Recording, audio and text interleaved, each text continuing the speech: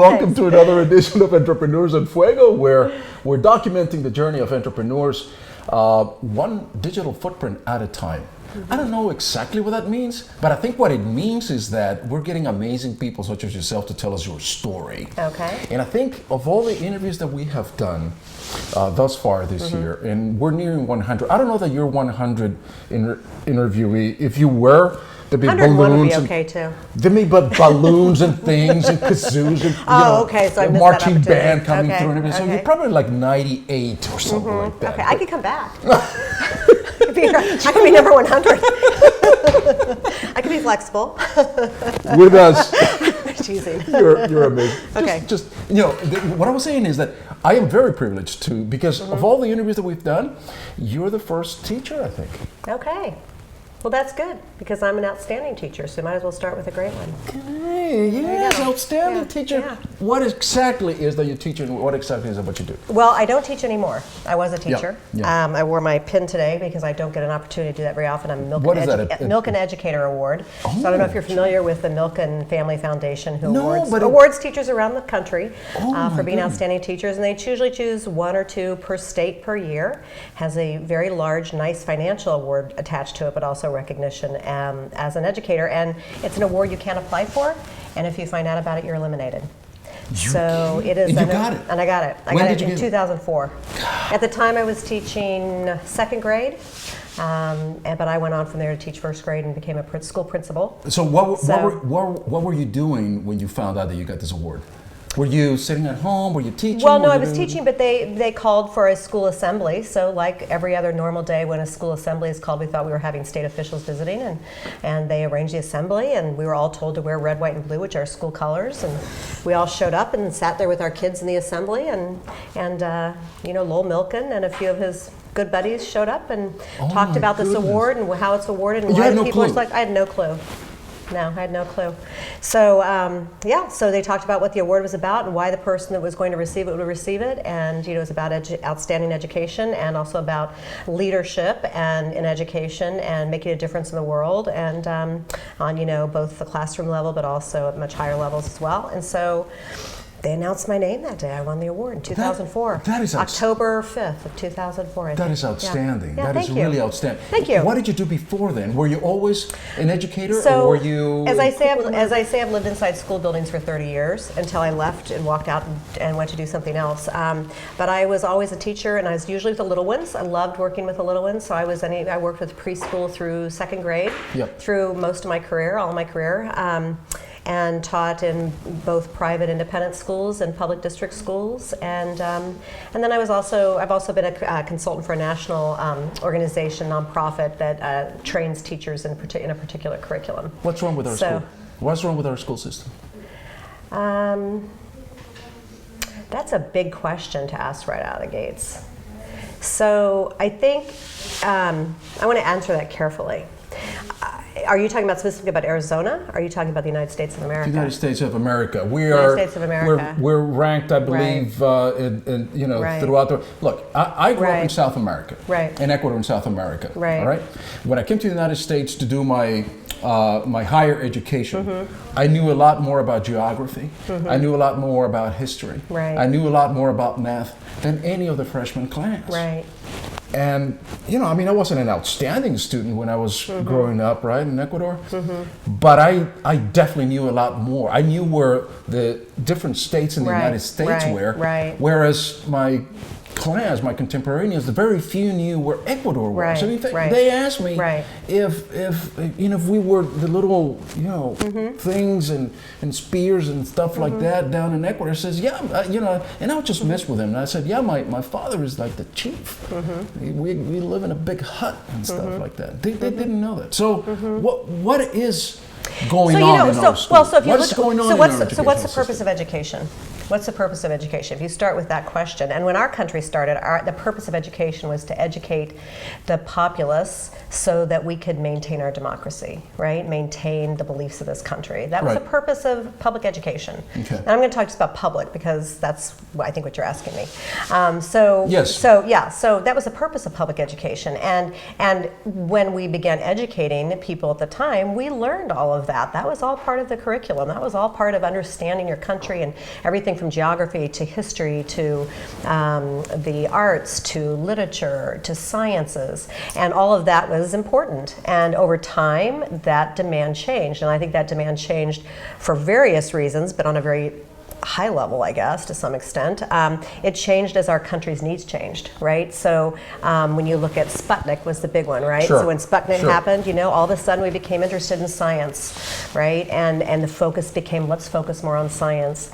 And as time has gone on, we've continued to do that. We've continued to jump on board with particular things that happen in our history that make us think. And right now we're in science again, right? We're talking about STEM or STEAM. Of course, STEAM is good too because we bring the arts in. So we're talking about science, technology, engineering, and math now. And why is that? We're trying to compete with the rest of the world, and we aren't doing that.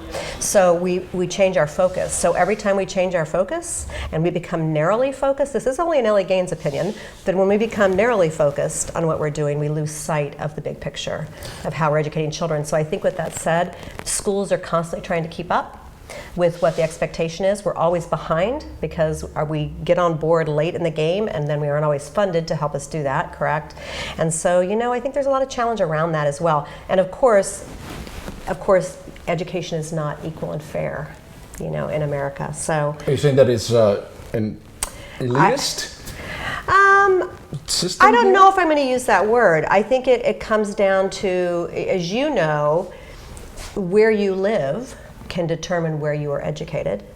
And if you have no opportunity for transportation to go somewhere else that might be a better education, you're limited by what's in your neighborhood, right? What inspires what inspires me? you what inspires me? to be a teacher? Right. So I was one of those born teachers that knew I was going to be from very little. So I was one of those. I don't know what that means other than I've never known to want to do anything else.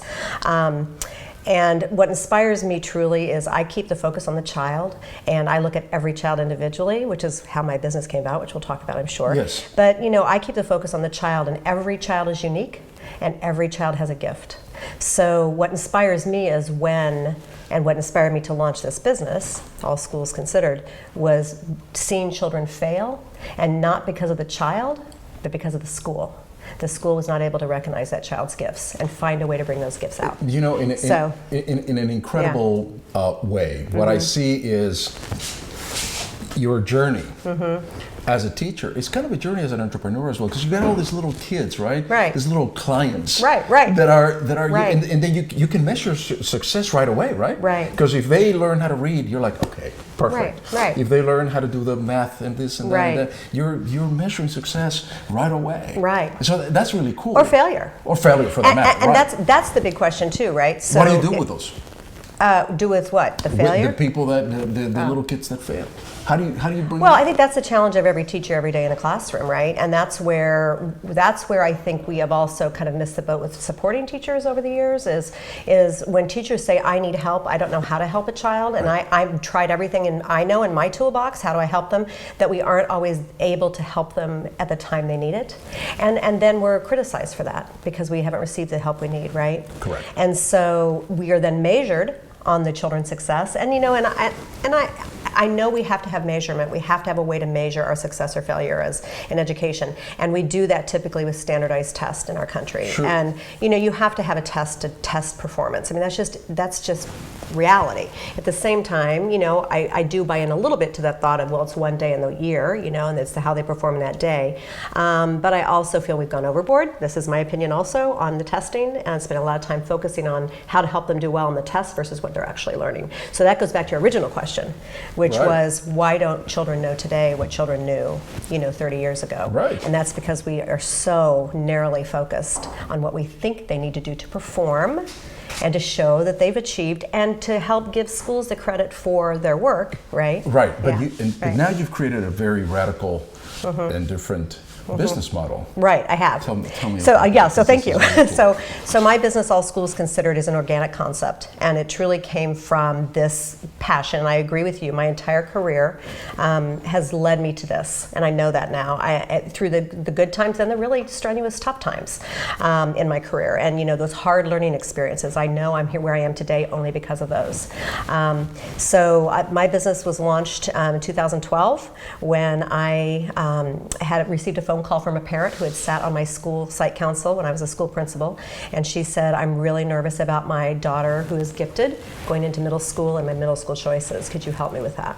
And so I began to help her informally. At the time I was working for a nonprofit foundation. I had left principaling to work for a nonprofit to write a charter in Arizona to bring a public school back to a low-income neighborhood that did not any longer have a public school there, which I did.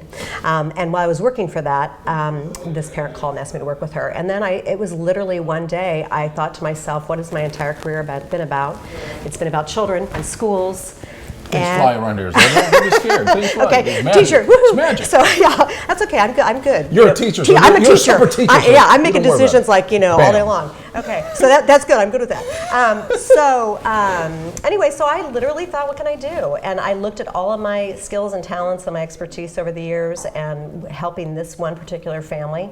And I, of course, Googled to see if there were any other type of school search businesses that help families find the best school fit for their children. And again, it goes back to that concept. It may not be the school fit may not be right. It's not the child, it's the school fit. As every school is unique and has its own personality and culture, just like every child is unique. Right. So I thought that's what I'm going to do. I'm going to launch this business to help families find the best school fit for their children. And it's really about, obviously, every child being successful and finding that environment for them to thrive in and giving every child the opportunity to develop those gifts that they have. The sad part about this show, Right. because I have a lot of fun here. The sad part is that we have kind of a limited time. Right. Okay. But that's the What's sad your part. next question? That's why I love interviewing, because you're just ahead, man. You're just right there. I don't mean to lead the interview, so I need to be quiet and let you talk. No, I mean, you can do anything. This is your spot. Okay, You can do anything okay, you want. okay. But I do have a question. Corey. Sure. Do you think that there should be some kind of incentive or commission structure for teachers that rewards success and punishes failure? Right. So Is that a risky? So I'm going to answer this in a roundabout way, but I'm going to answer that question. I have always believed in school choice. And I've always believed in school choice, meaning parents should choose where their children attend school, and it should be made possible for them to do that because of exactly what I'm doing, which is every child deserves the opportunity to thrive, and every environment's different. Every school environment's different, right? I think that, I'm sorry, say your question again, because I knew I'd do this. I'd circle back around. Should there, that's okay. Yeah. Should there be any kind of commission. commission or yes, financial compensation, extra incentive, or punishment for that Right. matter? And so having been in the teachers? schools for so long, and we often hear the excuse of schools are not like businesses, right? And I understand that. And they really aren't. They're very different. It's a whole different world. It's a completely different world of business. But at the same time, as a teacher, who is working hard to meet every child's needs and is doing well and is bringing every child forward wherever they started, because every classroom is full of children at the low struggling end and at the very high possibly gifted end, right? So, and some of those special needs in between. So is it fair, would in business this model be possible where someone is working extremely hard, doing the American dream, working hard, and then they are not rewarded for their work, and they're told you are worth the exact same amount of money as a teacher next door who walks in at bell, leaves at bell, and doesn't take children anywhere. Exactly. So is that fair? I don't think that's fair, but that's my own personal opinion. At the same time, I stayed in education. I love what I did. I was able to have the intrinsic reward of moving children forward and so forth. But yes, and to answer your question, yes, I think we should. Nice. And the other piece to that is, how can we attract outstanding educators into the field of education if we are not rewarding them financially to be able to survive and raise their own families? Precisely. And so if you offered a college student the choice to teach an education at a starting salary of $30,000 and said by the end of your career in 30 years you'll be lucky if you're making 50, or would you say, how about $100,000? Who are you going to attract? Are you going to attract the top of these smart, talented people that are also gifted and can teach children and take them miles, and then they work hard for you for that $100,000, knowing they could be fired at any given moment if they don't, right? Or do you pay them $30,000 a year and tell them they're protected for life and they'll never have to worry about a paycheck? Very, very good point. Yeah. But by the way, I love this. Passionate about that, obviously. A little bit. By the way, I love the Sputnik reference. I mean, for those of people that are watching, they don't know what Sputnik was the first satellite that was launched by Russia. And the first guy that actually circled the Earth was Yuri Gagarin. Right. I didn't know that. What was his first guy who circled? Yuri Gagarin. Oh, I don't also know a Russian guy. Oh, okay, there you go. I was well educated. Okay, there you go. I obviously didn't get that. I didn't get his name. I am so sorry. Give me the award back. Okay. I'm going to give you a nice little gift. Thank you. And we'll give this to all of our entrepreneurs. Thank you. And you fast. I mean, we could be here, honestly, for hours and hours, because I do have like a bag full of educational questions. Because I'm all about education. You can call me anytime. I will. Okay. And you're going to come back, please. Okay. The virtues of entrepreneurs are simplicity, discipline, humility, kindness, and honesty. And you have that and then some. Thank you very much. It's really a pleasure. Yeah, it's a pleasure to be here. Thank you. It's just, you have so much information. Thank you. And we have so appreciate little that. time. Well, I hope that with my business that I can also help bring talent to Arizona, because I work with companies and corporations that are bringing their business here to Arizona in order to have their families feel comfortable with their schools and to find the right school fit for their children. Here is what you have done today.